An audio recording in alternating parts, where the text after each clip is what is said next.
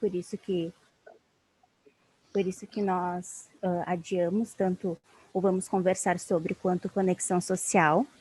E na semana, então, posterior, que é essa, a gente decidiu trazer como tema o luto, que já na verdade era um tema que estava beirando aqui para a gente trabalhar por conta da pandemia, das perdas que muitos de nós tivemos, e também por conta do Dr. Rogério, que era uma pessoa muito querida por todos nós, que estava presente nesse espaço, e é uma forma da gente também homenageá-lo.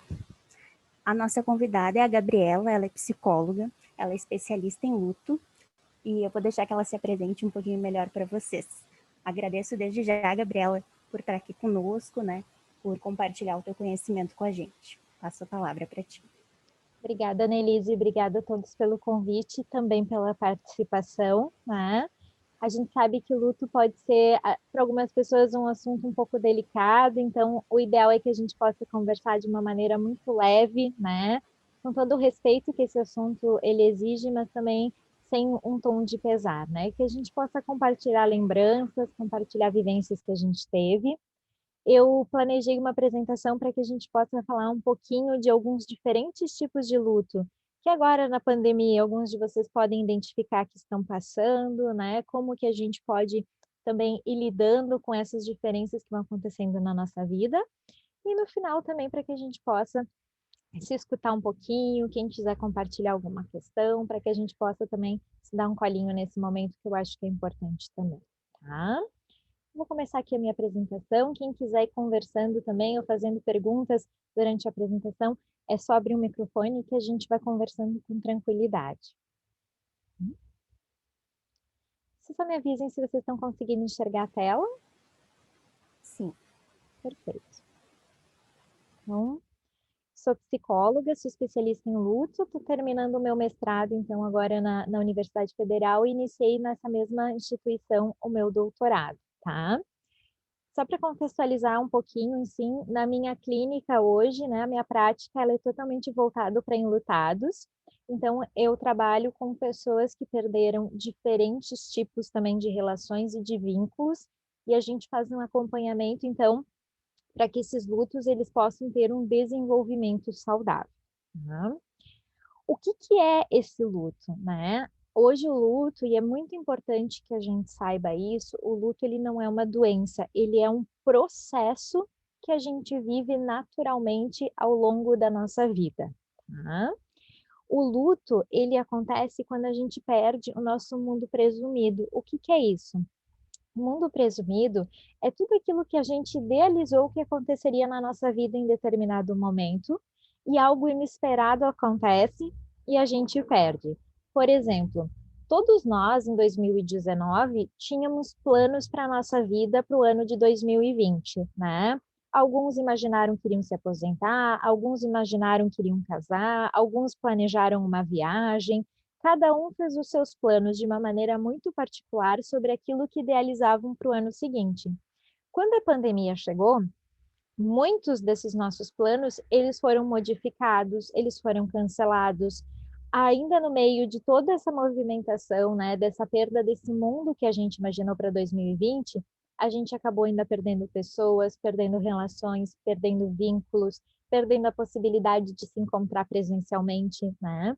Então a gente pode dizer que o nosso mundo presumido, que era como os nossos anos seguintes seriam, ele já foi impactado pela pandemia. A gente já teve uma perda importante ali, né? Quando a gente perde alguém, nosso marido, nosso filho, nossa mãe, a gente perde o mundo presumido que a gente tinha com essa pessoa, que são todos os planos, tudo aquilo que a gente idealizou, que a gente construiria junto com essa pessoa que foi embora. E por isso que é tão difícil o processo de luto, porque a gente não perde só alguém, a gente perde tudo aquilo que a gente idealizou e que a gente viveria junto com essa pessoa, né? Por isso que o luto, ele vai envolver inúmeras adaptações, não é só perda de uma pessoa, é tudo aquilo que se idealizou também, né?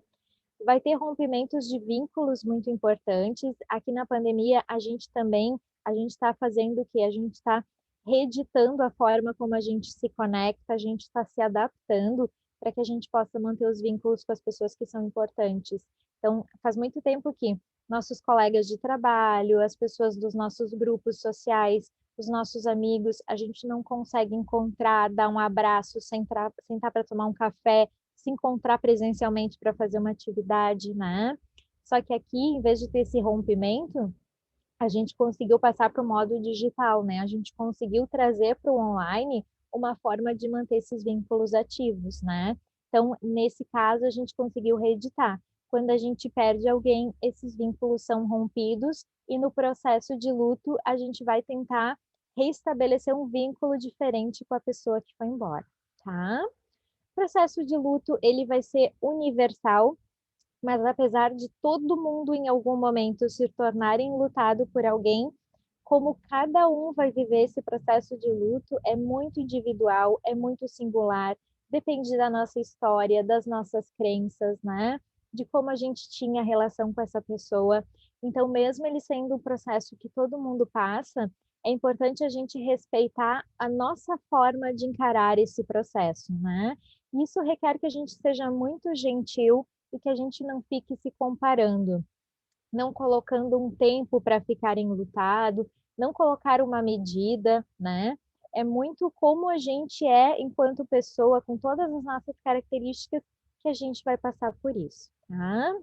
E algo que é importante que a gente saiba, se nós estamos próximos de pessoas que perderam alguém, ou se a gente passou por um processo de luto, muito mais do que sentir saudade e ter toda essa questão psicológica do luto, os enlutados sentem dor física, tá? O luto ele dói no corpo, a gente sente algumas alterações no estômago, a gente sente a garganta fica, né, parece que a gente está com um nó, a gente pode sentir dor de cabeça. Depois eu vou trazer um pouquinho as reações comuns.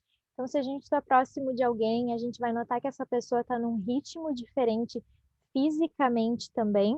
É importante a gente compreender que tudo isso é em função dessa sobrecarga de dor, tá?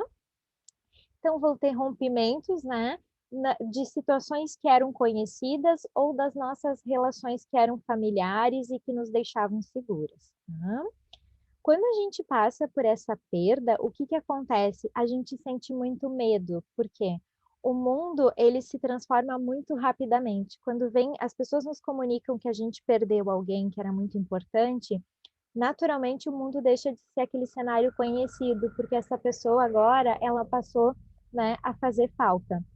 E aí, para que a gente consiga andar nesse mundo de novo com segurança, a gente vai ter que se adaptar. Então, o que que é luto? Ele é um processo que a gente está o tempo todo se adaptando às mudanças, né, que essas perdas começam a impor para a gente. A gente vai adaptar esse novo mundo sem essa pessoa, né? Ou você está se adaptando ao mundo pandêmico em que a gente não pode encontrar quem a gente gosta. A gente vai fazer pequenas adaptações dia após dia, tá? Então, o processo, ele é enfrentar todo dia uma adaptação diferente, né? Nos primeiros dias, entender que aquela pessoa não está mais dentro de casa e que ela faz muita falta. Aos pouquinhos, ir assumindo papéis que ela tinha dentro de casa, né? Ou voltar para o trabalho depois que a gente perde um colega, entender que ele não está ali, entender que a gente tem que continuar, que a gente vai ter que, alguns, assumir algumas funções que eles tinham, né? Ou entender que, bom, vão acontecer momentos em que a vida exige que alguns processos corram um pouco mais rápido e a gente não consegue dar aquela pausa que é necessária. Tudo isso é o processo de adaptação, dia após dia, né? E isso tudo é muito custoso, isso tudo nos exige muito. Por isso que quando a gente se conecta, principalmente as primeiras vezes que a gente passa por uma situação em que a pessoa ela não está lá, é importante a gente ser gentil e se permitir, né? Se permitir sentir tudo isso, se permitir ir para algum lugar que a gente se sinta seguro e chorar, se permitir falar muito sobre a pessoa, né? A gente não tem que ter medo quando a gente está falando com um enlutado, com alguém que está passando por esse processo, de falar sobre a pessoa que foi embora, né? Porque ele tá todo mundo já pensando, né? Quando a gente perde algum conhecido, quando a gente perde uma pessoa amada, a gente está o tempo todo pensando sobre ele, né? Então, não precisa ter medo de: "Ah, eu não vou falar com ele, aí ele vai lembrar e vai ficar triste". Não, ele já está triste porque perdeu, ele já está lembrando. Quando a gente conversa sobre as pessoas que foram embora, a gente está dando oportunidade que as pessoas possam se aliviar, lembrar coisas que foram importantes, que possam chorar junto, né. Porque esse processo de adaptação, ele é difícil, e se a gente não oferece um espaço para conversar, ele além de difícil, ele é solitário, né. Então é importante a gente estar sempre abrindo caminhos de comunicação. Deixa falar, deixa chorar. No luto, o choro, ele é super terapêutico, então é importante que as pessoas possam também normalizar que quem está triste chora, né? E precisa chorar porque isso é saudável. Então não tenham medo também de provocar um choro, né? A dor ela tá aí, o choro só vai ajudar com que ela saia, tá? Ao longo da nossa vida, não só perdas por morte, mas a gente vai vivenciar inúmeros lutos, pequenos lutos, grandes lutos, e às vezes esses lutos vêm todos juntos, né? Então a gente fica às vezes cansado porque parece que a gente tem perdido muitas coisas ao mesmo tempo. Como a gente vai reagir vai depender de muitas coisas, né? Por isso que a gente não pode se cobrar que a gente enfrente esse processo sempre da mesma maneira.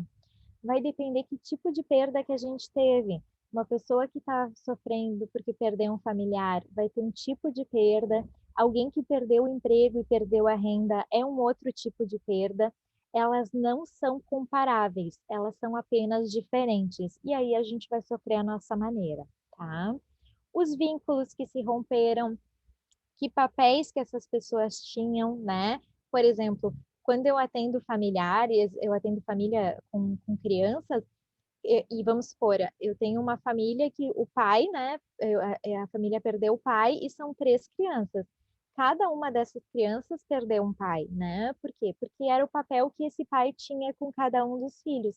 Então a gente está falando de papéis diferentes, mesmo sendo a mesma pessoa.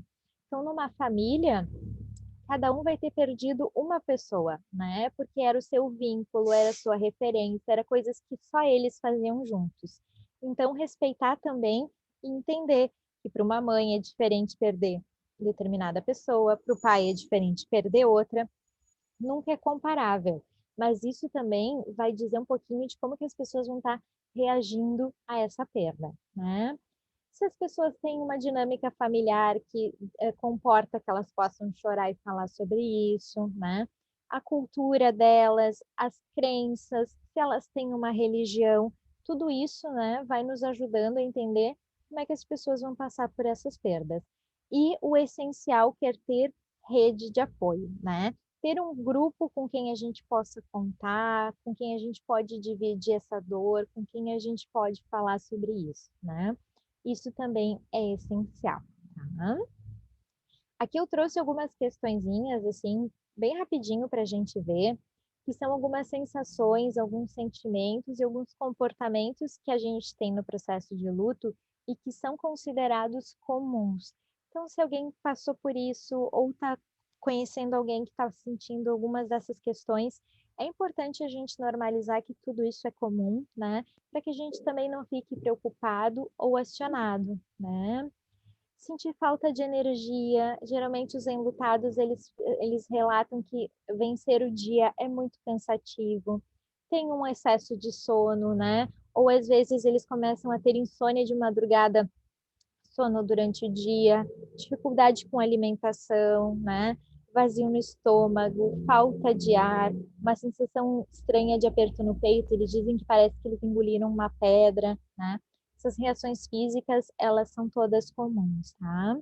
Além da saudade, além da tristeza, às vezes a gente sente raiva no processo de luto, por que que isso foi acontecer comigo, né?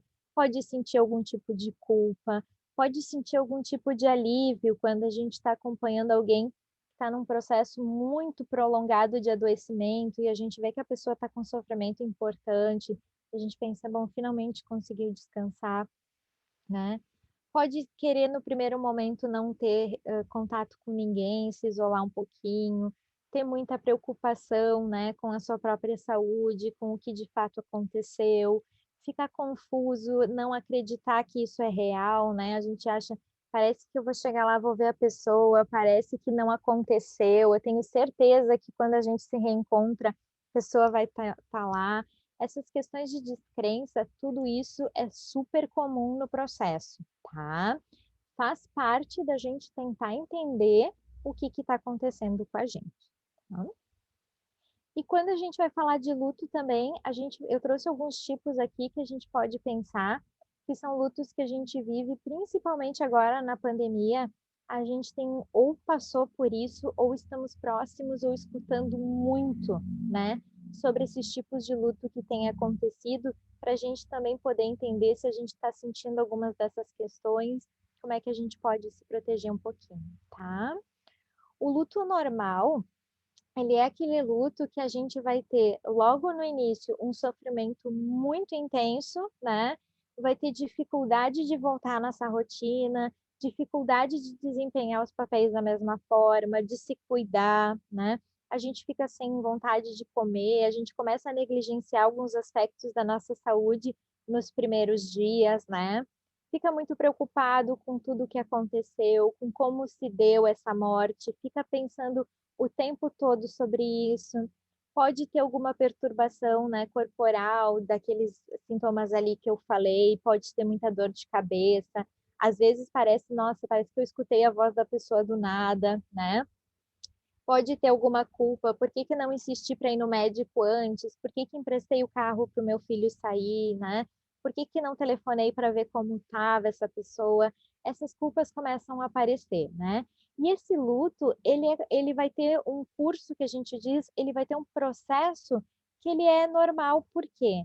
A pessoa vai passar por todas essas reações, assim, logo no início, com muita intensidade, e conforme o tempo vai passando, ela vai oscilar entre ter dias bons, com alguns momentos em que ela está mais triste, né? Ela lembra um pouquinho mais da pessoa, ela ouve uma música, ou ela vai comer uma pizza e lembra da pizza preferida da pessoa, e ela fica um pouquinho mais para baixo, né? O primeiro Natal, o primeiro aniversário são mais difíceis, mas ao longo do tempo, esses momentos em que ela está mais conectada com a perda, eles são menores, né? São mais raros do que os momentos em que ela está conseguindo se desenvolver bem, voltar para sua rotina, investir na vida, né? Então isso é considerado um luto normal porque a pessoa ela tem toda a reação à perda, mas ela consegue se adaptando e acomodando tudo aquilo que aconteceu. Ela consegue continuar investindo na vida dela, tá? Outro luto que, assim, é muito agora, está muito presente agora no nosso contexto pandêmico, ele é o luto não reconhecido, né? E aqui a gente divide ele. Tem aquelas perdas que a sociedade não consegue considerar que são perdas, né? Então a sociedade não dá muita bola. Então quando a pessoa vem e conta para os amigos, conta para as pessoas que está enlutado, por exemplo, por um bichinho de estimação, porque perdeu o emprego, porque se divorciou, né? Ou uma mãe assim que perde o bebezinho logo no início da gestação, né? Tem uma perda gestacional muito precoce, as pessoas não conseguem considerar que é luto, e aí o que acontece? Elas acabam não dando o espaço, né, e o acolhimento que precisam, tá? Então é importante que sim, a gente consiga reconhecer que perdeu nosso emprego, terminar um relacionamento, né? Tudo aquilo, perder tudo aquilo que é importante, né, vai ter um impacto na nossa questão psicológica, na nossa questão social, na nossa questão emocional, e a gente precisa sim, né, de um espaço para poder falar o quanto isso é difícil, o quanto isso está nos machucando, e que a gente possa também ter esse espaço de acolhimento e falar sobre isso com naturalidade, né? Não precisa esconder o sofrimento, né? A questão de rituais agora na pandemia, tem pessoas que, por exemplo, assim, começaram a preparar um casamento, ou uma festa de 15 anos, ou estavam sonhando com a sua formatura, né? Desejaram durante muito tempo esses rituais que são importantes, um batismo, e aí acontece o quê? A pandemia vem, e todos esses planos ou eles foram cancelados ou foram adiados ou acabaram acontecendo de uma forma muito diferente do que a pessoa sonhou. Isso também, esses rituais, eles são importantes, né? Depois a gente vai falar um pouquinho dos rituais voltados à morte, quando a gente não consegue se despedir, mas também poder, né, se a gente está próximo de alguém que teve esses rituais importantes assim cancelados, a gente poder, né, questionar como é que essa pessoa está lidando com isso, como é que isso impactou nela também, porque são perdas que são muito importantes, tá? E tem alguns casos, né, de luto em que também são não reconhecidos, mas por um motivo específico. As pessoas têm dificuldade de falar, então, sobre o que ocasionou essa morte, né. Algumas pessoas ainda têm muito preconceito em relação, por exemplo, aos casos de HIV, então a família não fala que o familiar, né, teve uma morte ocasionada por AIDS. Algumas famílias que têm casos de suicídio, eles têm vergonha de falar, ou pessoas que morreram em conflito com a lei, porque eles têm medo dos julgamentos sobre isso. Então, também, o que isso ocasiona? Que essas pessoas não recebam o apoio necessário, porque elas não falam sobre essas perdas, então elas podem ter complicadores importantes no luto, né? Então, independente do tipo de morte que aconteceu, é importante que a gente consiga oferecer esse espaço de escuta, tá? E aqui é uma perda, né, um tipo de luto que a gente tem vivenciado todos os dias, que é o luto por perdas múltiplas, tá? Esse é o luto que ele é comum a todos nós nesse momento, porque é a perda de várias pessoas, né? Ou num único evento, como por exemplo a gente vivenciou através da mídia, né, a Boate Kiss, que foram muitas perdas num único momento, ou agora que todos os dias no jornal a gente é atualizado do número de pessoas que nós estamos perdendo para a Covid, né? E o que isso ocasiona? A gente começa a ter uma sobrecarga de perda.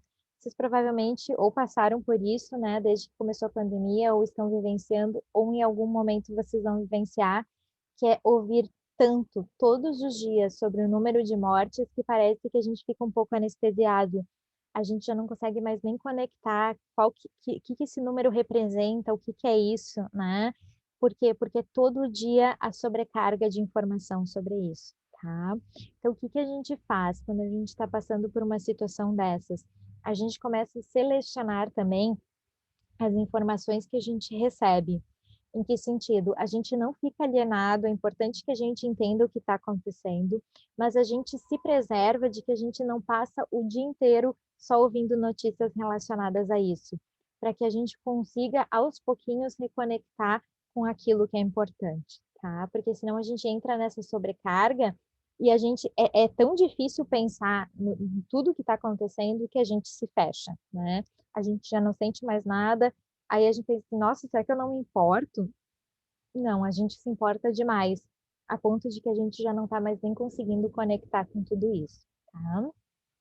E existem pessoas que além dessa sobrecarga da perda por todas as informações externas que estão chegando, elas têm lutos paralelos. Então, por exemplo, assim, estão lidando com a morte de alguém e a perda de um emprego, então estão com uma perda financeira muito importante, ou vão ter que sair da casa, né, que eles estão morando, então eles estão lidando com o luto por uma morte, mais todos esses lutos que são não reconhecidos juntos. Então começa a somar essa quantidade de dor, também pode ter essa sobrecarga importante, né. Pessoas que perderam muitos membros de uma mesma família ou diferentes amigos também em função de covid e outros adoecimentos, eles estão vivendo isso. Então é muito importante que a gente identifique quem está passando por isso, que a gente consiga orientar também, para que as pessoas possam receber ajuda nesse momento, para conseguir estratégias para lidar melhor com essas sobrecargas, tá. Aqui a gente tem a perda ambígua, né, ele é um tipo de luto super delicado e super especial.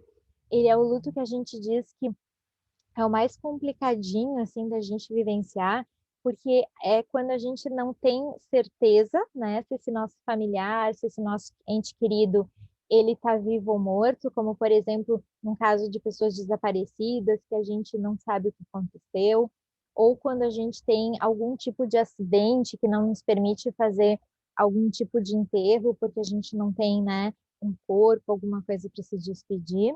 mas ele também é um luto que a gente vive quando a gente tem presença física e ausência psicológica, né? Por exemplo, quando a gente tem um familiar com Alzheimer, o nosso familiar, ele está presente fisicamente, a gente olha para ele, a gente sabe quem ele é, mas psicologicamente ele não é mais a mesma pessoa, ele já não nos reconhece, ele não é mais a pessoa com quem a gente convivia, né? Alguém que esteja num estado vegetativo também. Então, esse é um luto muito delicado, a gente tem que ter muito cuidado e tem que ter muita gentileza com o limite das pessoas também, porque é muito difícil lidar com o fato de que tu olha para a pessoa, tu sabe que ela tá ali, mas não é ela, né?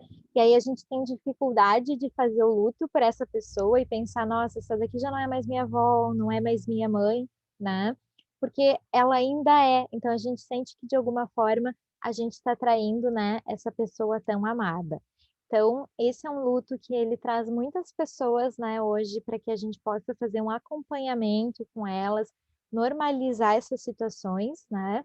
Principalmente os limites que os familiares têm, do quanto eles conseguem cuidar, do quanto eles conseguem, às vezes, não ficar muito chateados com toda essa situação, né? Para que eles também não adoeçam nesse processo de cuidar. Né? E o luto antecipatório, ele é um luto que a gente vive quando alguém que a gente ama, né, o nosso ente querido, ele está passando por um adoecimento e a gente está acompanhando, né, todo esse processo de adoecimento, então de ajudar ele a compreender o que que é a sua doença, quais são os desfechos possíveis, né? O luto antecipatório, ele é vivido tanto pelo paciente, a pessoa que está passando por isso, quanto pelo familiar, né? Então, todo mundo nesse caso precisa receber um apoio diferenciado. A pessoa que está vivendo essa doença, de poder falar dos seus medos, suas expectativas, né? Poder fazer resoluções de vida, poder decidir coisas que são importantes sobre a sua própria saúde. E os familiares, né? De poder compreender quais são os limites de investimento na saúde dessa pessoa, e ou escutando as coisas difíceis que ela também tem para nos falar, né? Que a gente possa promover, então, reencontros e despedidas importantes, tá? Mas o luto antecipatório, por exemplo, é um luto que a gente vive se a gente recebe um diagnóstico de uma doença difícil, a gente vai ter que fazer alguma alteração no nosso corpo, por exemplo, nos casos de pacientes oncológicos, que às vezes a gente perde o cabelo, tudo aquilo que modifica a nossa aparência é um luto que a gente faz também, né? Pela forma como a gente está mudando. Então, também ele é um espaço e é importante que a gente tenha para lamentar tudo isso que aconteceu, se conectar com o quanto tudo isso é difícil, para que a gente também possa ir aos pouquinhos acomodando e passando por isso de uma forma mais tranquila. Tá? E o nosso último luto, então, ele é um luto que a gente diz que ele é complicado, né? Nesse luto aqui, o que que acontece é que a experiência do nosso luto, ela complicou. Diferente daquele luto normal, em que aos pouquinhos a gente vai reinvestindo em luto, aqui, na nossa vida, aqui nesse luto, alguma coisa não tá deixando com que a pessoa consiga reinvestir, né? Alguma coisa está bloqueando que esse processo se desenvolva. Então, o nosso enlutado, ele tem muita dificuldade de voltar para sua rotina, de investir em autocuidado, de retomar suas atividades. Ele é como se ele ficasse, então, em algum momento preso nesse momento da perda, tá? E aí aqui é o luto que a gente faz um maior investimento clínico. Tá? Alguém quer fazer algum comentário, alguma coisa? Não? Márcia? Aí tá mutada. Peraí. Deu. Há uns 20 dias atrás, faleceu um marido de uma amiga de Covid, tá? De uma conhecida, na verdade, amiga da minha irmã. Eles têm um casal de filhos, um menino com 16 anos. Ele simplesmente não deixou que dessem as roupas do pai, tá usando as roupas do pai, assumiu para si, e resolveu aprender a jogar golfe que o pai jogava. E, de alguma forma, ele está querendo assumir coisas que o pai fazia. Então, eu acho que está sendo bastante difícil. Eu até comentei com a minha irmã, isso não é normal. no meu ponto de vista. Uhum. O que tu acha disso? 20 dias que que o pai faleceu? Em torno de um mês, mais ou menos. Tá. 20 dias é muito cedo. O que pode acontecer? E isso não é incomum, né, Márcia? Quando a gente perde alguém, a gente se apropria de tudo aquilo que ficou dela, e aí, inclusive, a gente quer imitar comportamentos no sentido, em que sentido? Se eu não tenho a pessoa, eu pego tudo isso para mim para que eu não sinta tanto a falta, né? Então, o que ele está usando de mecanismos? Ele começou a incorporar tudo aquilo que é do pai no sentido de suprir essa ausência. Porque quando ele jogar golfe e usar as roupas do pai, é como se ele trouxesse um pouquinho o pai de volta e é a forma que ele está conseguindo lidar com a ausência.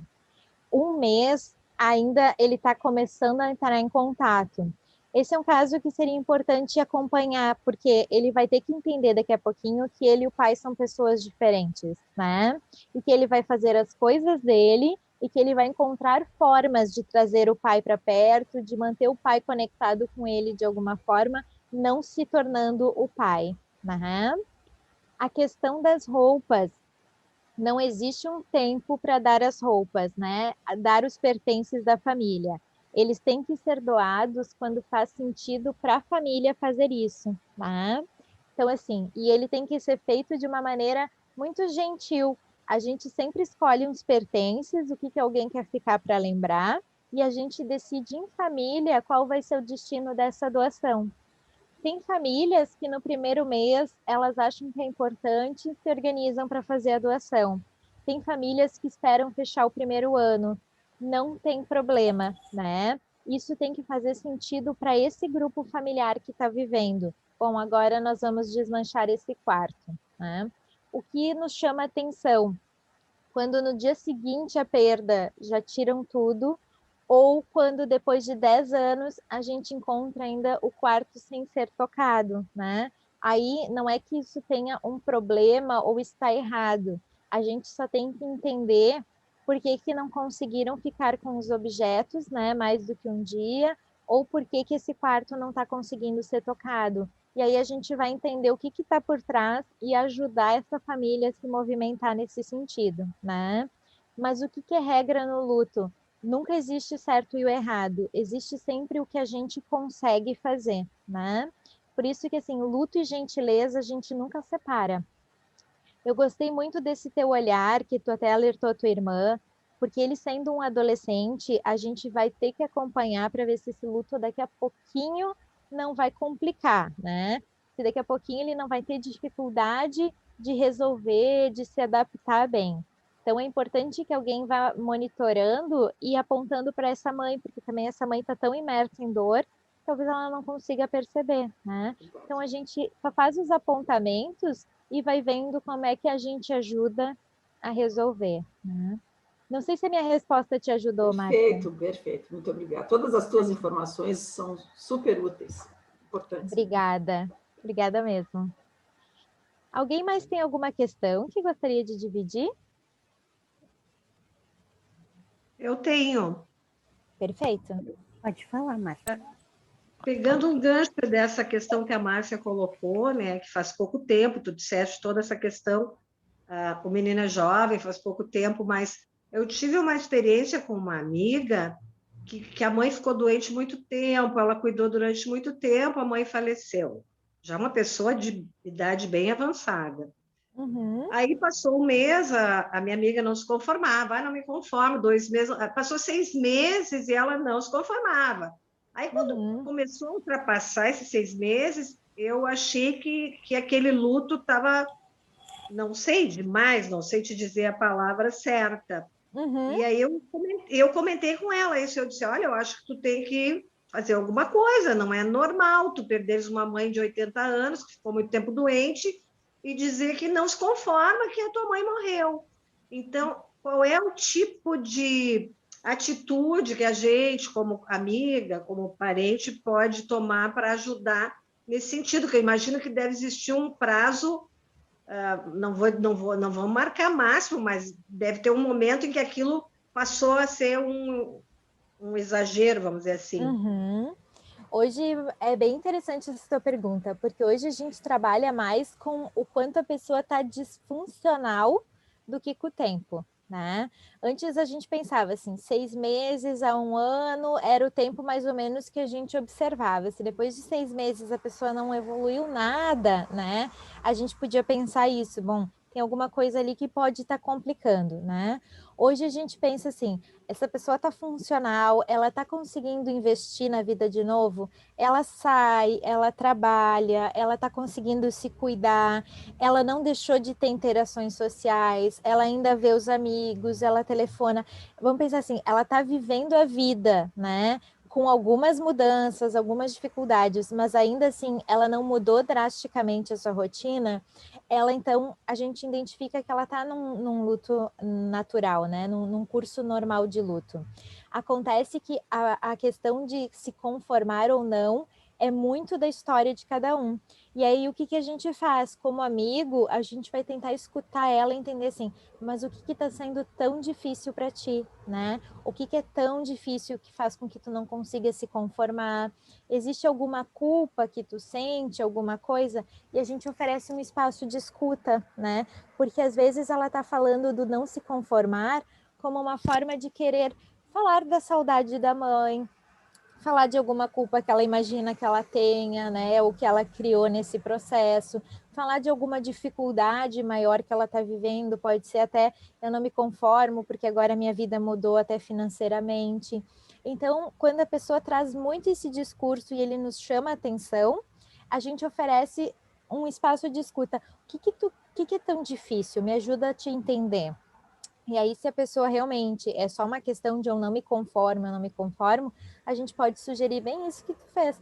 Talvez seja importante buscar uma ajuda, conversar com alguém, e não necessariamente a pessoa tem que vir para o psicólogo, né? Hoje, ainda bem, em Porto Alegre, está ainda fomentando e está crescendo o número de grupos de apoio de enlutados que a gente tem, né?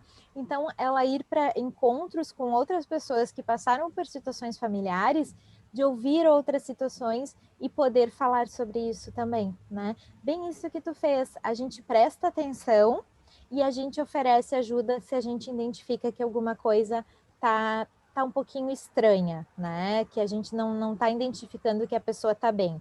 Muito no sentido do cuidado, né? Em relação ao prazo, hoje a gente trabalha mais de observar. Se a pessoa tá bem, mas tem um sofrimento intenso, ainda tá normal. Agora, ela parou de trabalhar, ela não quer mais sair com os amigos, ela só está vivendo em função dessa perda, daí ela precisa de uma ajuda mais especializada. Obrigada. Imagina. Mais alguém gostaria de compartilhar? A gente pode passar para os rituais? Eu gostaria de fazer uma pergunta. Óbvio. Assim, há 28 anos, o meu marido sofreu um acidente trágico. E eu sofri muito com essa perda, porque eu tinha 4 filhos, porque eu morava longe de Porto Alegre, trabalhava em Porto Alegre. Eu tive que assumir a educação, a instrução, tudo em relação ao filho e continuar trabalhando. Mas isso aí foi passando. O meu luto foi muito grande, mas passou. Mas o que eu gostaria de perguntar é que hoje eu ainda sinto, quando eu perco um amigo, quando perco uma pessoa falece, eu ainda sinto e passa todo aquele filme daquela época, faz 28 anos, e eu não entendo por que eu sofro ainda. Poderia me ajudar a me explicar isso aí? A gente sofre porque toda perda que a gente vive, ela reedita as nossas perdas anteriores. Vamos pensar assim, quando a gente perde alguém que a gente ama, é como se a gente abrisse um buraquinho na nossa vida, uma caixinha do luto, e a gente coloca a nossa experiência de perda ali, né? Quando a gente vai perdendo ao longo da vida, toda vez que a gente vai perder, a gente tem que colocar mais alguém nessa caixinha. Então a gente acomoda quem já está ali para caber outras pessoas que vão fazer parte da nossa experiência de vivenciar diferentes lutos ao longo da vida. Como cada vez que a gente vive uma perda, a gente mexe na caixinha, é como se a gente cutucasse alguma coisa que está lá bem escondidinho, né? Que tá lá só agora como uma saudade, uma lembrança, e essa dor parece que vem, porque a gente mexeu em coisas, né? Que faziam muito tempo que a gente não tocava. Então, é natural. Algumas pessoas, elas têm essa reedição da perda, isso é completamente normal. Algumas pessoas, elas conseguem acomodar os outros lutos na sua vida sem tocar tanto na sua experiência anterior, né? Vai do estilo de cada um. Mas é natural que, assim, sempre que a gente se depare com morte, com perda, com temas que são muito parecidos, a gente vai lembrar do que já viveu, né? Até para lembrar como é que foi que a gente superou tudo isso, né? Estratégias que a gente usou para dar conta. Até para auxiliar um amigo, poder dizer para ele, eu sei o que tu está sentindo, na minha época eu passei por isso, né? Eu fiz isso e me ajudou, até para poder compartilhar. Então a gente faz esse resgate. Só que quando a gente faz o resgate das coisas que a gente vai compartilhar, inevitavelmente a dor vem nos visitar, né? Então, é completamente normal. E também a dor, ela vem te falar um pouquinho de saudade, né? Vem falar de amor, vem falar de coisas bonitas que se viveu também. Então, por mais que tenha passado muito tempo, amor permanece, é a nossa conexão com quem a gente ama, né? Então, claro que a dor vai vir um pouquinho também, né? Não tenha medo de sentir. Assim como vem, isso também vai passar, né? Mas é normal também que possa acontecer. Muito bom. Muito obrigada. Imagina. Mais alguém, pessoal? Vamos falar um pouquinho, então, acho que como a pandemia tem nos afetado em relação a essas questões do luto, né?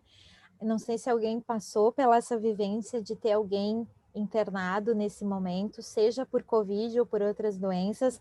A gente foi impedido de acompanhar nossos familiares na internação, então essa impossibilidade de acompanhar foi um fator que tem agravado os nossos processos de luto agora na pandemia, né? A questão da gente não poder ritualizar, ou quando é familiar, estar solitário, né? Restrito a 5 ou 10 pessoas, não nem poder fazer um velório nesse momento. Não receber os apoios, abraço, as visitas que são importantes nesse processo pós-luto, né? Aquelas pessoas que vêm nos visitar, nos abraçar e se tornar presentes, né? E a questão da sobrecarga que a gente falou um pouquinho antes, tá? Tudo isso tem afetado muito a forma como a gente está vivendo os nossos processos de luto, né? Os impactos principais em relação, por exemplo, à internação, é que algumas pessoas elas têm uma sensação de ter abandonado, né, o seu familiar no hospital, ou começam a ter fantasias com o que aconteceu. Como é que será que ele estava lá? Será que ele entendeu por que eu não fui visitar? Então, isso são questões que a gente tem que dar um colo para quem tem falado sobre isso, né? Tentar normalizar que eles compreendiam, ou encaminhar para que a gente possa dar um apoio nesse momento inicial, para que essas fantasias elas não comecem a se tornar culpas, né?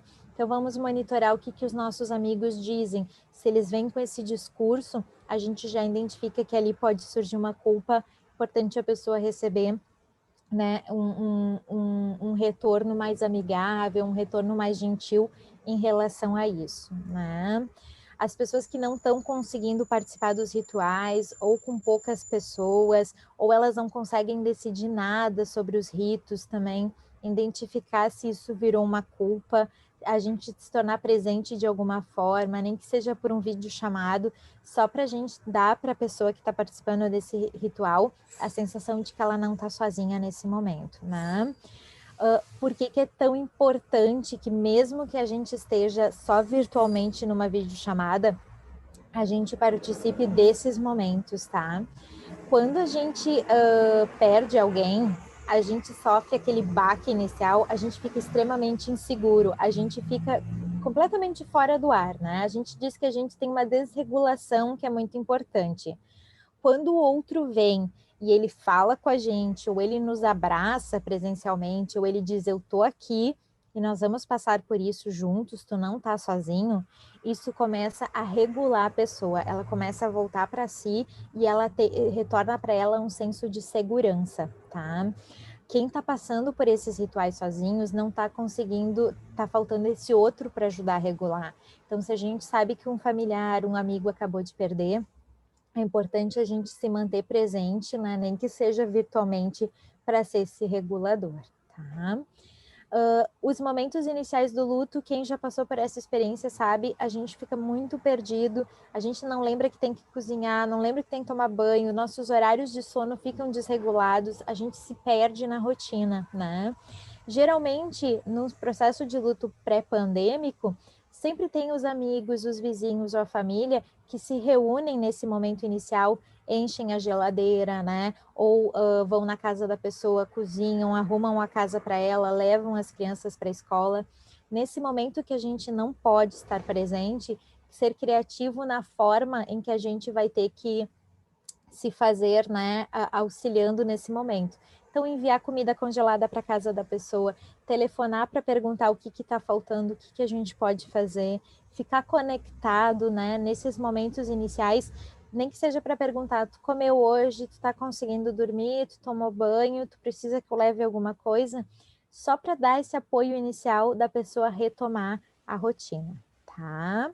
Pensando que algumas famílias vão ter perdas de muitas pessoas, elas vão ter familiares que ao mesmo tempo que perderam alguém, tem alguém no hospital, então tudo que a gente puder oferecer de suporte nesse momento, ou que seja só uma escuta, é essencial. Gabriela, a Luciana Oi? acho que quer fazer uma pergunta. Claro, pode falar, Luciana. Boa tarde. Tudo bom? Tudo. Gabriela, meus filhos perderam o pai há 2 anos. E meu filho, tudo bem, tem a vida dele. Agora, minha filha, como é uma pessoa introvertida, ela ficou assim muito preocupada, extremamente preocupada comigo, particularmente com questão da Covid, sabe? Ela chega a ser ficado com uma paranoia, sabe? A ponto de uma pessoa chegar para fazer uma entrega e ela, peraí, que eu vou buscar, vou botar máscara, aquele cuidado excessivo que chega a ser doentio. Eu fui um dia, 2 vezes com ela ao shopping, sabe? Quando abriram, com cuidado, mas assim, ficou insuportável. Então, essa perda aí, eu digo para ela fazer terapia e tal, né? Mas eu também não estou sabendo como lidar, porque ela ficou assim, se eu perdi meu pai, e agora se eu te perder, tu não te cuida? Claro que eu me cuido, eu sei que eu me cuido, né? Mas eu não tenho aquele pânico, para mim, cuidar é distanciamento, sabe? Eu faço principalmente máscara e distanciamento. Não toco nas coisas, não toco, sabe, o essencial. Mas está muito difícil, porque a gente teve brigas de eu não vou conseguir conviver com isso, sabe? Está demais. Ela voltou a morar comigo e tal. Eu venho te cuidar. Mas entende? Daí tem outras coisas que ficaram pesadas. Então, eu queria uma sugestão. Né? Perfeito. Isso seria importante tu oferecendo dados de realidade para ela. Primeiro, é natural que, no momento em que a gente lida com uma morte, a morte do pai dela foi inesperada? Foi totalmente. Foi abrupta, assim. Isso é uma característica de mortes inesperadas que a gente tem. Quando a gente tem um adoecimento prolongado, a gente cansa muito porque a gente acompanha, então a gente tem um esgotamento, mas de alguma forma a gente se prepara para a perda. Mortes abruptas, elas geram na gente o pânico de que no momento que aconteceu e eu não estava esperando, qualquer um pode ser o próximo. Então a gente fica com uma fobia de morte, né? A gente não pode pensar em passar por isso de novo com quem ficou. Então é importante que primeiro ela consiga escutar e reconhecer que ela está passando por isso, né? Que isso é uma questão dela em relação à morte do pai, que é natural, mas que ela precisa fazer pequenos ajustes, não que ela precise necessariamente de terapia. Ela pode, e depois eu vou falar um pouquinho para vocês a diferença entre a gente fazer terapia e fazer aconselhamento em luto. Ela pode só receber algumas orientações iniciais de como manejar essa situação, né? E no momento em que ela consegue identificar que é dela, tu vai ajudando com dados de realidade. Ela precisa de dados de realidade para saber que tu está se cuidando. Então, tu conversar com ela assim, o que é cuidado para ti? Ah, cuidado para mim é tu não sair mais de casa, tu não tocar em nada, tal, tal, tal. E aí tu vai dizer, bom, cuidado para mim é isso, isso, isso, e tem funcionado. E vocês tentarem numa conversa chegar num consenso do que tu vai fazer para se cuidar, para ajudar ela a relaxar, mas o que também tu vai tolerar, né? Porque tem que ter um meio termo saudável entre vocês duas. Então, vocês tentarem fazer uma combinação. Eu faço isso, isso, isso, e tu relaxa nisso, nisso, nisso de cobrança. Com o dado de realidade, até porque agora funcionou muito bem os teus cuidados, ela vai conseguir assimilar que tu tá efetivamente se cuidando e que o risco está diminuindo, né? Porque o dado de realidade vai fazer com que a ansiedade também comece a diminuir e ela consiga perceber de verdade que o que ela está sentindo é uma reação exagerada ao medo que ela tem de perder, né? Não que ela esteja errada, mas a reação dela está desproporcional ao medo, porque na verdade ela tem medo de vivenciar tudo aquilo que ela ainda não conseguiu elaborar da morte do pai, né? Então a gente teria que ajudá-la nesse sentido. Talvez seja caso para terapia, talvez seja caso só para um aconselhamento bem pontual. A gente pode pensar sobre essas duas possibilidades depois também. Tá? Ela tem uma visão distorcida do cuidado dela, ela não percebe. Ela acha que ela é o cuidado dela, ela lê todo dia, acompanha todo dia Covid, mas assim, não cientificamente, dados, e aquilo chega a ficar exaustivo, sabe? Então, eu acho que Ela tem alguma coisa mais para ser elaborada ainda da morte do pai, né? Exato, ela está reagindo à morte do pai, né? A morte é que assim, ó, a morte do pai foi inesperada, então ela tem o tempo todo a sensação de que nada foi feito para evitar. No momento que ela pode te cuidar, ela está fazendo todo o possível para evitar. Então, de alguma forma, ela também está se autocompensando em relação ao que aconteceu com o pai. Se eu não conseguir evitar do pai, eu consigo pelo menos evitar que aconteça com a mãe, né? É um movimento de compensar, né? Só que gera bastante desgaste, né? Então vai ser importante vocês conseguirem algum ajuste, algum acordo entre vocês. Obrigada. Imagina. Então aqui as questões dos rituais, né? Eles trazem segurança, que a gente falou um pouquinho antes, que é o que pega o enlutado no momento do luto, né? No momento inicial da perda, porque ele traz previsibilidade. Quando a gente vai para um ritual, a gente sabe exatamente o que vai acontecer. E isso é organizador, a gente sabe o que esperar, a gente sabe o procedimento, a gente sabe o passo a passo, e isso vai nos organizando emocionalmente em relação a todo o caos que se instaura no momento que a gente recebe essa notícia, né? O que tem acontecido? Como a gente não pode ver o corpo, não pode tocar, não pode se despedir, né? Não pode prestar homenagem da forma como a gente queria, não pode escolher os detalhes, a gente começa a ter dificuldade de concretizar a realidade dessa perda, né? Ou a gente tem a sensação de que eu não ofereci algo que era a altura dessa pessoa.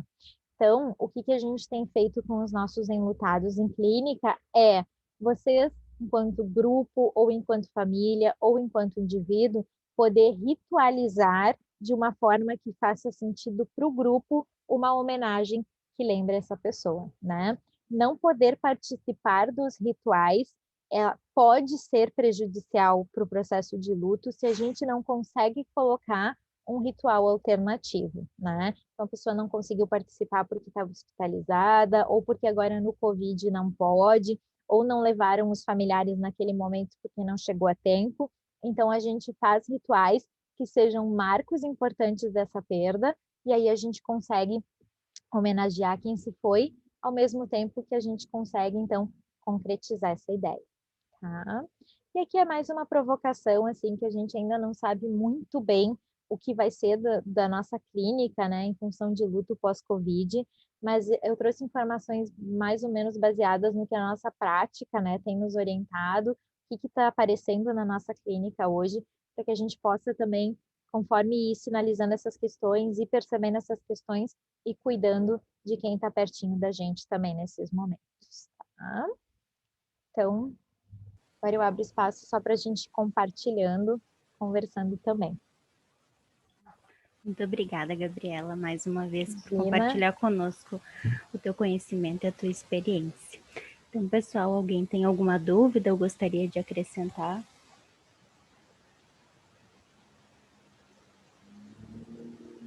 Não? Eu tenho uma colocação, na verdade, que foi comum a grande parte do nosso grupo de aposentados da CRT, que foi digamos que a venda da empresa, né? A CRT terminou de uma forma muito rápida e, para mim, foi um luto, né? Porque eu ainda estava trabalhando naquela época, muitos já estavam aposentados. E eu, na verdade, eu perdi o meu emprego, perdi, né, o lugar onde eu trabalhava de uma hora para outra. Isso foi bastante difícil, né? Porque a gente vivia a maior parte da vida da gente lá dentro. Isso foi uma coisa radical e importante. Eu considerei um luto porque eu levei um tempo até me recolocar e me reinventar, né? E, Márcia, ele é um luto não reconhecido. Infelizmente, as pessoas ainda olham com muito pouco cuidado, né? Até as produções na área da psicologia sobre isso, né? Se a gente for pensar, o trabalho, ele é parte da nossa identidade. A gente se identifica muito pela nossa função. Quando a gente conta o que é, eu sempre digo, eu sou Gabriela, eu sou psicóloga. A gente tem o trabalho como um fator muito importante de quem a gente é. Quando a gente planeja a nossa aposentadoria, a gente vai, como se fosse um luto antecipatório, vai elaborando a ideia que daqui a um tempo a gente vai sair, vai criando planos para depois da aposentadoria. A gente tem esse tempo de se preparar e sonhar com o pós. Quando acontece uma situação como essa, em que a gente é retirado abruptamente, a gente não perde só o emprego, a gente perde o contato diário com pessoas que eram nossa segunda família, perde uma rotina, a identidade é afetada, a nossa autoestima é afetada, né? E o luto pelo nosso emprego, hoje na nossa sociedade, ele é um dos lutos mais prolongados que a gente tem. Porque a gente vai passar pelaquela fase, ou a gente vai se aposentar, ou a gente vai ficar em casa, ou a gente vai passar pelaquela maratona de procurar emprego de novo, contar o que aconteceu, e cada vez que se vai para uma entrevista, se revive todo aquele processo. Algumas vezes tem processos judiciais paralelos, enquanto a justiça é lenta, o nosso luto vai ser mexido o tempo todo, cada vez que tem uma atualização no processo, uma audiência, isso é remexido, né? E aí a gente vai contar o quê? Eu sou fulano, sou desempregado? Sou fulano, sou o quê, né? Não pertenço a mais nada. Exatamente. O senso de pertencimento social, a base é o emprego, né? Então, ele é um luto que ele precisava de mais espaço para que a gente tivesse grupos para acolher as pessoas passando por isso e dizer a tua dor, a tua raiva, tudo isso é bem-vindo, faz parte e a gente precisa chorar pelo emprego. O que a gente tem que parar de dizer para as pessoas é que a gente só chora porque alguém morreu, né? A gente chora pelo emprego, a gente chora pelo nosso bichinho de estimação, a gente chora por tudo aquilo que tem valor para cada um. É o saudável a fazer, né? E é bem isso que tu falou, Márcia, se conectar e compreender que sim, foi uma enlutada por essa questão do emprego também. Ah, obrigada. Muito bom. Também queria aproveitar para fazer um relato. É muito interessante, e a palestra, que bom que ela contemplou isso. O pessoal que está acostumado comigo sabe que eu sempre faço muita pergunta, mas eu não realmente eu não tive pergunta, e não foi pelo assunto, porque o luto é só a forma de chamar, na realidade são as diversas perdas, né, que a gente tem no decorrer da vida, muitas vezes de separação, de ficar distante dos filhos, de perder os pais, na nossa visão de ser cedo, aquelas perdas que são mais complicadas, que é tu perder um filho em vez de tu ir primeiro, né? Que agora o Covid trouxe muito isso. O medo não é da gente ser afetado pelos filhos, mas é de também tu provocar no filho uma doença. Né? Então, eu queria agradecer por isso, né? E dizer assim, ó, que no caso da CRT, mas, e aí vai mais um elogio para a associação foi o nosso remédio. Foi meu. A médio e longo prazo. Mas ela foi e está sendo. Por isso que A gente diz assim, a associação não é só a CRT, não é, mas a essência vai estar sempre ali. É ali que a gente vai procurar os amigos antigos e vai descobrir novos amigos, que foi o meu caso dentro da CRT. A associação, fui conhecer muita gente que eu não só conhecia de nome ou nem de nome, né? Então, o nosso grande remédio está aí. E esse remédio em doses homeopáticas, com palestras, com junções e com retorno algum dia, sempre vai estar nos recuperando a alma. Tá bom? Muito Coisa boa a linda. palestra. Eu tenho mais Obrigado. uma coisa para colocar aqui, Ribas. que eu estou passando por isso agora, que é a síndrome do ninho vazio. Outro Eu acho que muito isso é uma coisa, importante. isso é uma coisa, eu acho que muito importante, que a gente tem que se preparar para isso e nem sempre é possível, né? Quando eles vão embora, cuidar da sua própria vida. Exatamente. Porque por mais que a gente saiba e deseja, porque é o natural, e é tudo aquilo assim, ó, a gente sempre está preparado até ali, né? A vivência, ela é sempre diferente. Então, por mais que a gente pense, não, vai sair de casa, que bom, conseguiu o emprego que queria, casou, o dia a dia, a falta é um marcador que a gente não está preparado porque a gente ainda não viveu, né? E se tu tiver 3 filhos, cada saída de casa é diferente uma do outro, né? A gente diz que o último que sai ainda é pior porque era onde a gente ainda se agarrava, né? Mas é importante pensar assim, caramba, esse quarto vazio me dá uma vontade de chorar, né? Eu sempre digo para as mães que eu acompanho, eu atendo basicamente mães hoje, eu digo, deita naquela cama, sentir um cheirinho e chora, né? Cheirinho de filho a gente vai resgatar a vida inteira, não importa a idade que eles tenham. Então, assim, às vezes ir naquele cômodo, deitar lá, dar uma choradinha ou ler um livro na cama do filho é terapêutico porque nos traz um pouquinho de volta, né?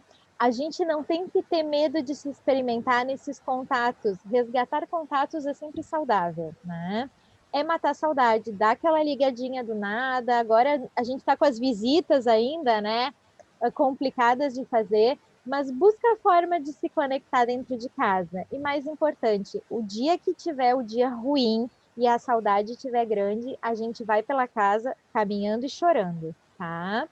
E isso é saudável também. Tá chorando por quê? Porque eu tô com saudade, né? Não precisa explicação maior que isso. Mas é importante se conectar. Muito obrigada, muito bom. Muito bom mesmo. Então, vou compartilhar com vocês um sentimento, né, que a gente está sentindo. Eu tô sentindo em relação à perda do Rogério, que era um parceirão de trabalho, a gente se conectava praticamente todos os dias aqui. Então, cada vez que abre o Zoom, eu tenho a sensação de que ele vai aparecer. Aparecer no cantinho. No cantinho, né? Ele sempre chegava um pouquinho atrasado, então parece assim que a qualquer momento ele vai entrar ali. E aí, quando tu falou essa questão de resgatar, né? Eu tive vontade de ser amiga da família dele. Parece que isso me deixa perto, né? Eu conversei com o filho dele, que eu não conhecia, no velório, e o filho dele é muito parecido com ele. Incrível, né? E eu disse, tu achou, né, Márcia? Achei. E aí eu disse para as gurias, eu tenho vontade de ser amiga do Vicente, né? Porque ele me resgata a lembrança do Rogério e parece assim que eu vou ter ele mais pertinho. Porque como é interessante, porque é diferente de um familiar, né? Porque um familiar, tu tem as lembranças passadas, tu tem uma história que tu lembra, tu tem lugares que tu visitou junto, tu tem uma memória viva em todos os momentos, né? Tu tem a família que tu reencontra, o irmão, o tio, o sobrinho, enfim, né? E o colega de trabalho, ele, na verdade, não é família, né?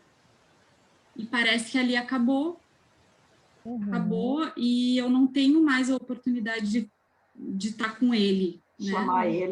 Chamar ele, e aí eu tive muita vontade de ser amiga da família dele para sentir ele perto. E eu Mas acho a que Lúcia gosta muito de ti, pelo visto. E ela é uma também. E redes sociais hoje nos fornecem isso, né? Eu acho que adicionar nas redes, mandar uma mensagem, né? Contar uma coisa que tu, assim, como eu gostava do teu pai representava isso para mim, gostaria de estar perto nesse momento, porque tu me traz um pouquinho do pai, né? Eu passei por uma experiência que 2 anos atrás eu estava no meio de uma palestra de luto e entrou uma mensagem que um amigo meu tinha sido encontrado naquele momento, né, havia falecido. E aí eu terminei a palestra, fui no velório e tudo, e 1 semana depois eu adicionei a família, né? E eu disse, vocês se importam se eu adicionar? Porque é uma forma, vocês compartilham fotos, são as pessoas que vão estar relembrando, né? Continuidade, né? Exatamente. E eu gosto de vez em quando a irmã dele posta alguma foto, uma lembrança que vem no Facebook, eu curto, eu comento, porque é uma forma de trazer, né, para perto também. Então não tem problema que a gente faça essas aproximações, né? A gente busque, porque é uma forma da gente acalmar a nossa saudade, né? E quanto grupo vocês conseguirem pensar assim, como é que a gente honra o Rogério, né? Mais do que isso, assim, o que o Rogério representava? Ele era alegre, ele era mais o inteligente, o que dava boas ideias, né? E vocês, como grupo, pensarem assim, como é que a gente mantém o Rogério aqui? Né? Tem gente que, bom, vamos botar a nossa sala do Zoom, sala Rogério, e aí faz a sala, né? E aí todo dia, quando vocês entrarem na sala, ele não vai estar, mas a sala tem o nome dele, né? Pensar como grupo o que funciona para manter quem foi embora presente, né? Que é o movimento que esse grupo fez, né? Que nem o Luiz e a Márcia falaram. Não tinha mais o trabalho, passaram a se encontrar nesse outro espaço. Então, o ambiente modificou, mas as relações continuaram. Talvez seja uma forma de trazer ele pertinho também. Né? E respeitar que está todo mundo triste, então a gente tem limite, a gente vai ter dias que a gente não vai conseguir fazer do jeito que fazia antes, e está tudo bem também. Se cuidar também faz parte de reconhecer. Acho que o luto é um tema bem delicado, né? E às vezes a gente evita de trazer ele, mas acho que foi muito importante a gente trabalhar ele nessa tarde. De alguma forma, todos nós já vivenciamos o luto e é preciso falar sobre ele e o quanto é importante o que tu trouxe, né? Da gente poder vivenciar as coisas, não ter medo de sentir. Eu duvido que alguém não tenha se tocado com pelo menos meia dúzia de coisas que tu falou hoje, claro. Sabe? Que a gente se enquadrou sempre em alguma coisa. Em algum momento da tua fala, todo mundo se identificou, né? É experiência universal a todos nós, né? Sem dúvida. Claro. Queria agradecer a todos vocês por terem participado conosco e mais uma vez, Gabriela. Vamos tirar foto, né? Sim, vamos tirar a foto para registrar o momento. Enxuguem suas lágrimas. Certeza que o Rogério não ia gostar de